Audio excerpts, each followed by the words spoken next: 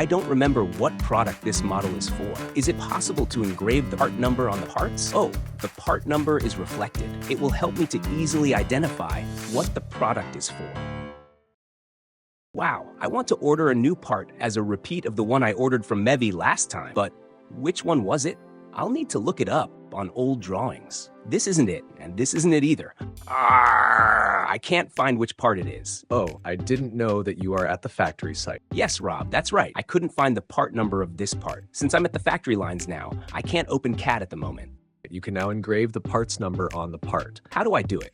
I'll teach you so you won't suffer again. Yes, please teach me, Rob. The engraving on meviy is very simple. First, upload your design and come to the 3D viewer screen. I have my laptop with me, so I'll open the meviy service page. Alrighty, I opened it. Then there's an option called part marking, so click on it. Guess I've done it previously. Yes, there it is. Please specify the surface to be engraved.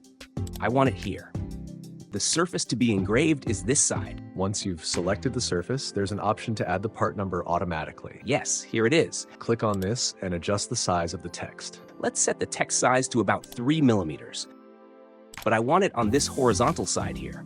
But wait, I don't have my part number issued yet. That's right, the temporal information XX will be automatically replaced after the part number is issued. Wow, amazing. So, you can give the engraving instructions before issuing the part number. Finally, update this, and it's okay, right? Yes, but don't forget to issue the part number. All right, part number is issued. It's reflected in the spot I selected. With this, I will be able to quickly identify the part number of the parts on the factory site next time. Thank you, Rob. See you again. Thanks. Oh, have you seen the parts cleaner anywhere?